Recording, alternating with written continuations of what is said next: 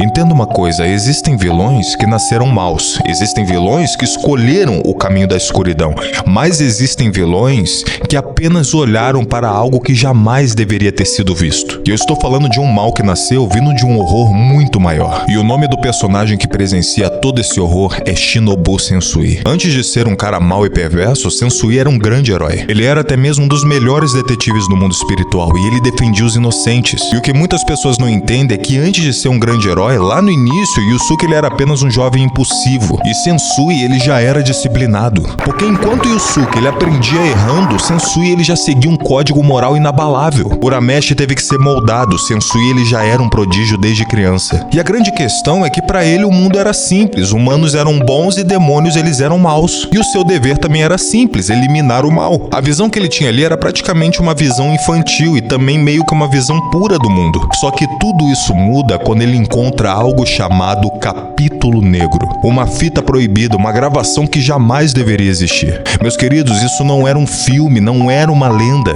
Era um registro da verdadeira face da humanidade. O autor aqui, ele simplesmente quis replicar a verdadeira face do homem genocida e sádico. A face de homens que destruíram uma cidade inteira para poder mostrar poder. A face de homens que escravizaram outros seres humanos por apenas poder e dinheiro. A face de homens que exterminaram outros seres humanos por apenas uma repulsa ideológica. E essa fita ela representa tudo isso, a maldade no seu nível mais alto. Agora imagina você a cabeça de Sensui ao descobrir que os monstros que você combateu a vida inteira não eram os verdadeiros monstros. A fita simplesmente reunia registros secretos dos crimes mais cruéis já cometidos por seres humanos. Só que não eram crimes comuns, não eram assassinatos por impulso. O que acontecia ali era a pura maldade, pessoas extremamente ricas, magnatas, homens influentes, pessoas que tinham tanto poder que já não encontravam prazer em nada comum. Então eles criaram um novo tipo de entretenimento. Eles capturavam demônios vivos, monstros vivos,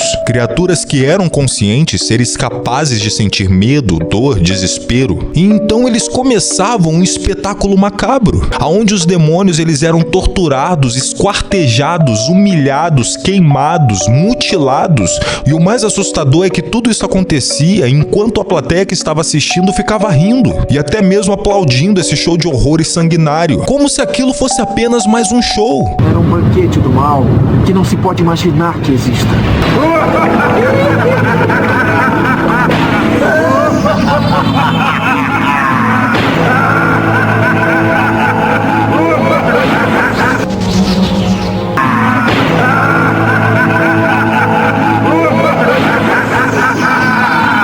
Os homens se divertiam com os monstros capturados que depois assassinavam. Ele tinha aversão aos monstros, mas quando viu aquela cena monstruosa, ficou abismado com tanta crueldade praticada pelos homens.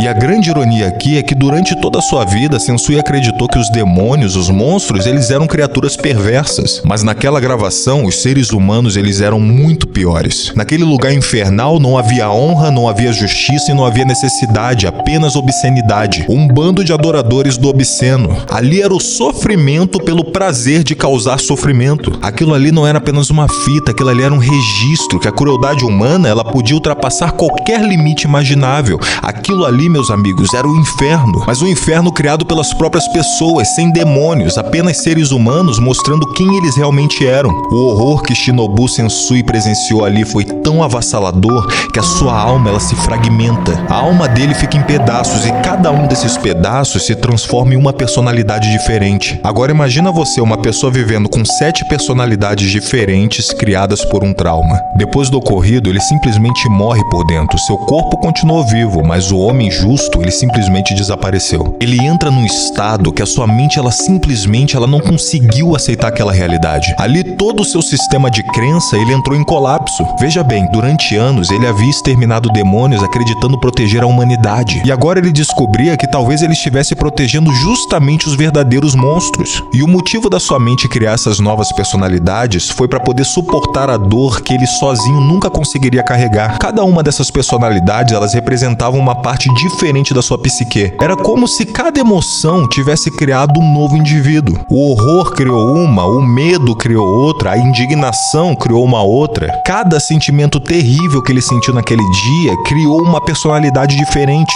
E entre essas muitas personalidades estava uma muito interessante que se chamava Minoru. E ele era a personalidade racional, calma, estratégica. Ele era quem normalmente conversava e analisava as situações friamente. Também existia uma outra personalidade que se chamava Kazuya, e talvez essa personalidade era a mais assustadora que ele possuía. Porque Kazuya, ele era tudo aquilo que Sensui sempre reprimiu: violento, sádico e cruel.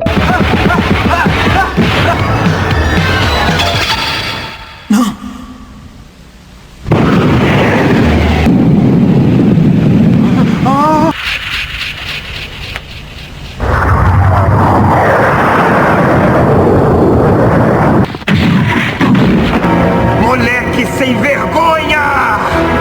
Pensa que pode ficar me esnobando, seu imbecil, idiota! Enquanto o Sensui original ele buscava justiça, Kazuya ele buscava sangue. Ele era totalmente sanguinário, ele sentia prazer na violência, ele sorria durante as lutas, ele era totalmente impulsivo. Ele gostava de machucar seus inimigos porque isso fazia bem. Eu não gosto desse olhar. Vou paralisar seus pés e suas mãos, Urameshi.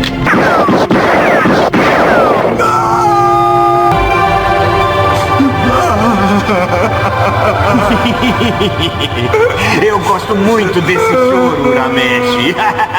Eu estou adorando.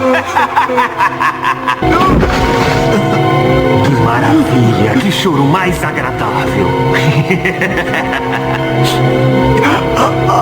Aí eu pergunto pra vocês, será que existe uma coisa mais assustadora nesse mundo do que uma pessoa que sente prazer no sofrimento alheio? Outra personalidade era Naru. Ele era muito mais infantil e inocente. Ele era quase uma tentativa desesperada da mente de preservar um pouco da pureza que ainda restava. E também existia Kapei. Ele era mais brincalhão, irreverente, era mais leve. Ali era como se ele tentasse esconder toda aquela tragédia atrás de um comportamento mais despreocupado. E também havia Shigeru, especialista em combate corpo a corpo. Ele era extremamente habilidoso e cada personalidade ela possuía uma habilidade diferente, até mesmo maneiras diferentes de falar, posturas diferentes. Era até interessante que as expressões faciais elas mudavam drasticamente de acordo com a personalidade, mas todas tinham a mesma origem, a fita Capítulo Negro. Sabe o que mais me chama a atenção nesse episódio? E não é a crueldade desses homens, porque sinceramente do ser humano eu espero de tudo. É imaginar você ver algo tão cruel, tão desumano, que a sua reação é criar outras personalidades. É criar outras personalidades para fazer você aguentar um tranco que sozinho você nunca conseguiria. Isso é o que mais me assusta nesse episódio. E eu fico pensando nisso por causa de uma questão. Quando eu assisti o filme O Poço 2 e Dajinbabe arranca o braço daquela mulher por punição, aquela cena ela ficou dias na minha cabeça. Eu até tô pra falar pra vocês que ficou mais de um mês. E não foi por ver uma cena de desmembramento, mas o nível de realidade que aquela cena teve. Quando você vê uma cena dessa, geralmente o corte é preciso, praticamente cinematográfico. Mas ali você vê o detalhe da pele sobrando, porque foi algo grosseiro, algo arrancado. Na verdade, essa característica realista demais já é típica de filmes espanhóis. E outra questão que eu fico pensando é no que aconteceria com a gente por dentro ao ver essa fita. Eu tenho certeza que ninguém seria o mesmo depois disso. Uma outra coisa que eu queria falar pra vocês é que eu tenho uma visão desse personagem que ele não é apenas o vilão, ele é ali praticamente uma tragédia. Porque, pessoal, ele era um homem que acreditava na justiça, que decidiu a sua vida inteira a proteger inocentes, mas que ao descobrir a verdade perdeu completamente a fé na humanidade. Eu sei que é impossível justificar tudo que ele fez depois, mas também é impossível ignorar o motivo que o levou até ali. Sua guerra ela deixou de ser contra os demônios, agora ela era contra a própria humanidade. Na visão dele, os humanos haviam provado que eram indignos de existir. De certa forma, o Capítulo Negro ele era sua prova definitiva. Talvez o mais perturbador dessa história seja que aquela fita ela nunca precisou recorrer a monstros sobrenaturais para causar medo. Ela mostrava apenas pessoas comuns com dinheiro, poder, influência e uma capacidade quase infinita de fazer mal. E é claro que o que Sensui viu ali foi tão chocante que distorceu a realidade para ele. Porque do mesmo jeito que existe pessoas malignas, também existe muitas pessoas boas. É praticamente um equilíbrio, um yin-yang. E essa é a maior dádiva e também a maior maldição do ser humano, escolher quem você quer ser. E você, o que você acha sobre esse personagem? Será que ele exagerou ou ele é realmente uma verdadeira vítima do que ele viu? Põe nos comentários, vai ser muito bacana ver a sua linha de raciocínio. Meus queridos amantes do cinema, esse aqui foi mais um Clube da Análise. Muito obrigado pela sua atenção. Não se esqueça, temos vídeo toda semana e até a próxima.